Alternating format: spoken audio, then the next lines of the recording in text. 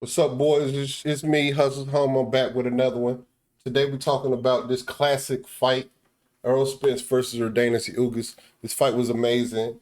The card had a lot of action in it. I love the card. I love the fight itself.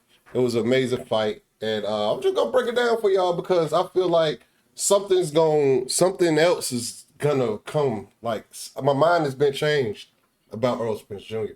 My mind is back to how it was before he even got the championship belt. I think Earl Spence is the best he ever been right now.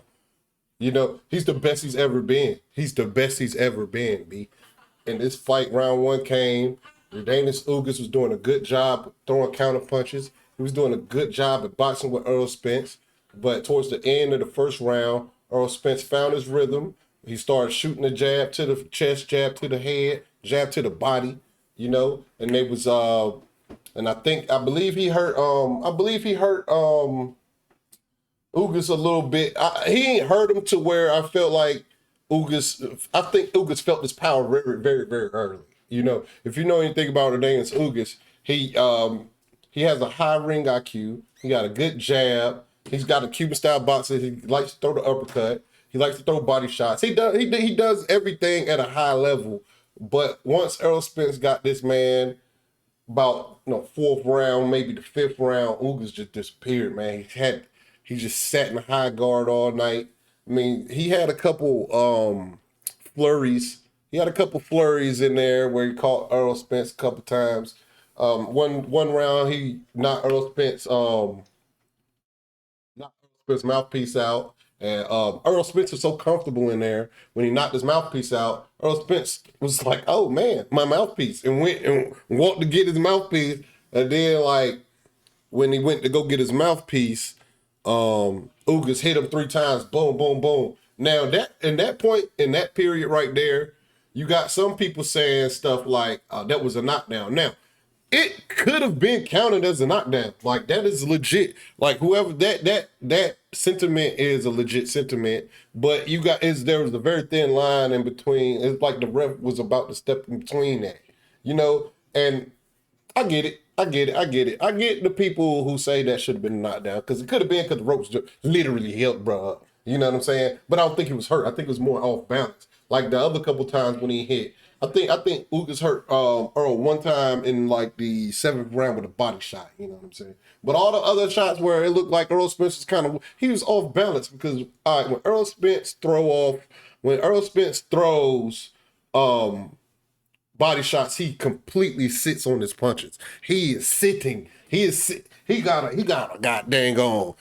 He is sitting on his punches like a recliner, bro. He's sitting on them. So whenever Ugas would like move his body back and cause Earl to miss, he'll sit on there and swing so hard it kind of knocked him off balance. And one time, Ugas caught Spence while he whiffed a real hard body shot and caught him off balance and kind of knocked him back a little bit. But I mean, it is what it is. If you want to capitalize on that, But otherwise, majority of this fight was a man getting will beat out of him. You know what I mean? Ugas got beaten to submission. Even though he's not the one that submitted, he beat Ugas. He beat Ugas down, man. It was one of them fights where you was waiting on Ugas to do stuff, but it never came. Like he never was in the fight. He probably I think Ugas probably won 2 rounds. If you could give him 2 rounds, you could give him the first, and you could probably give him the fifth with that one punch to the. But whatever Earl Spence does for conditioning, Earl Spence came in this fight fully conditioned. He looked like old Earl. He looked like man down Earl. He kept the pace going. He threw a gazillion body shots. I don't know what the box rec or whoever counting them punches to the body, but he was destroying Ugas to the body. Ugas got long forearms, so he was able to like protect his body a lot and his face. But Ugas spent most of the fight in a high guard shell, just weathering the storm of Earl Spence Jr. Earl Spence has before the fight, I thought Ugas had the better jab. I mean, as a competitive jab, I thought Ugas had a competitive boxing IQ, and I thought Ugas's uppercut was competitive enough to hold Earl Spence at bay on the inside, because a lot of Earl Spence, when he get in there, he sits on his punches, but you could catch Earl Spence in between punches with uppercuts. I don't know why nobody's never done it. It could be how damaging his body punches are. That could be it. But and you could turn Earl Spence. Well, I don't know if he tried to turn Earl Spence, but usually people with quicker feet could turn Earl Spence. But Earl Spence was turning him. It was points and times where Earl Spence was turning Urdanis Ugas. Like, if you know anything about Ugas, Ugas is a very, very, very high tier boxer in the Cuban class, where these guys usually they have the IQ, usually they have the machismo, usually they got the punch combination punches to where a lot of times they could keep guys at bay, but he could not keep Earl Spence Jr. at bay. Earl Spence Jr. was in his chest the whole entire fight, just in his chest, standing on the side of him. Like, see, if you're an in-boxer, every in-boxer in boxing should have took note of this fight. If you're an in-boxer, why are you standing square throwing punches? Earl Spence stood on the side of this man with his dominant foot in between his legs, and he was giving it to him in the body. Boom, boom, boom. And then once he get off the line, see, that's what the thing about Earl Spence. Earl Spence is the best end fighter in boxing. Earl Spence and Canelo are the two best end boxers in boxing.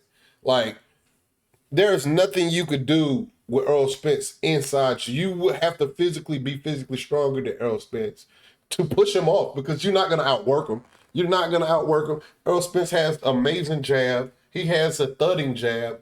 When Earl Spence is using his jab in the beginning of the fight, he don't use tools that he don't feel like he need. He put that jab in his pocket. He was like, you know what? This is to serve his purpose. He put the jab in his back pocket, patted it, and then went in on the inside and did the waltz with this man the whole time, chest to chest, the whole time. He was chest to chest with Urdanis Ugas the whole time, and Urdanis Ugas did not have the power. Urdanis Ugas did not have the stamina. Urdanis Ugas had the heart, but my mind is telling me no. He fell into that situation. His mind was telling his body something. His body was like, man, you ain't feeling these punches, bruh. Because at the end of the day, we watched a man get bludgeoned to death on TV.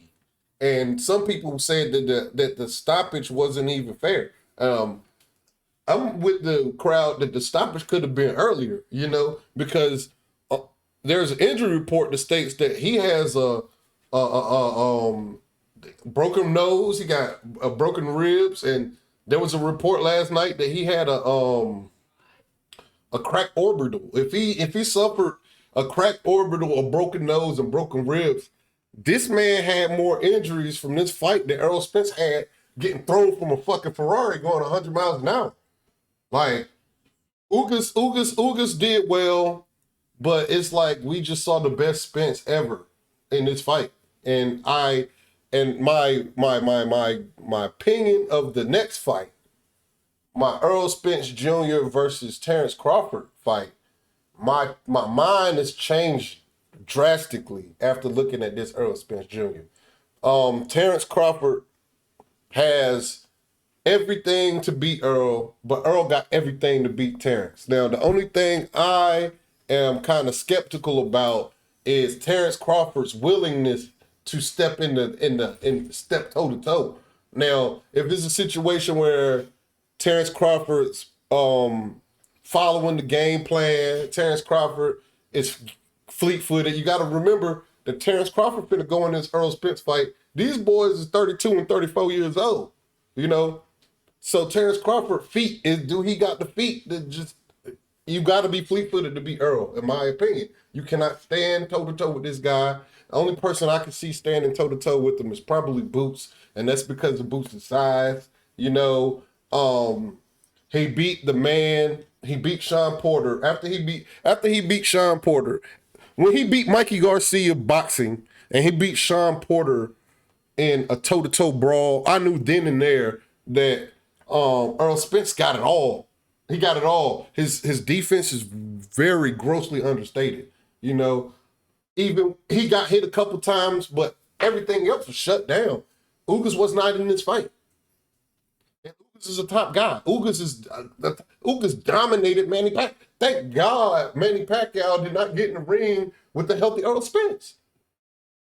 God, that would have been torturous. Imagine if this Earl Spence would have got in the ring with that Manny Pacquiao who got dominated by Ugas. He would have got bludgeoned to death, bro. It would have been sad. It would have been sad. So clap it up for that. I mean, I don't want to wish nothing like that on Earl Spence again, but yo, Manny Pacquiao got away from one, you know, and I believe with all my heart that if Terence Bud Crawford don't follow the game plan, I don't think that this thing goes 12 rounds. You know, I think that Earl Spence can box just as well as I think they 50-50 as far as like the boxing, as far as like standing on the outside. Terence Crawford I think he has longer arms. And I think Terence Crawford, he's way more effective mid-range where he has the hand speed, the punching, the punch variation, and the boxing IQ to keep Earl Spence off of him in the mid-range. It's a 50-50 fight in the mid-range, but once that fight get in close, I think it's a 60-40. I think Earl Spence dominates on the inside. Now, if Terence Crawford could keep Earl Spence off of him, you can say I can give Terence Crawford a decision win, I can give Terence Crawford like a 6-7-5 decision win, but with the possibility of being able to hurt him, he can hurt Earl Spence at mid range in the beginning of the fight. But if it gets to where it's a dog fight when they head to head, guard up, like Terence Crawford will oblige to, like Earl Spence forces his opponents to, I think Earl Spence could finish Terence Crawford because Terence Crawford has shown a very subpar mid-grade inside game. You know, guys like I keep calling it, I don't want to call the man Green Mean Machine hurt Terence Crawford. You saw a couple guys hurt Terence Crawford, but it is what it is. We want to see that fight. It's the biggest fight in boxing. Make it. Don't forget to hate, like, comment, subscribe. Oh yeah, shout out to my man, Art Man, with the ill piece of artwork. Go check him out, Art Man Apparel. I'll put his description, his link in the description. It is what it is. Don't forget, I'll be back with another one next week. We got another fight next week. Let me check the schedule. Let me check the schedule real quick. This is all a freestyle too. I don't ever script. We got Tyson Fury versus Dillian White. I don't know if I'm gonna do a video on it, you know, because I'm really not a fan of Tyson Fury or Dillian White, but I love boxing, so it is what it is. I see y'all boys, girls next weekend. Thank you. Have a good day.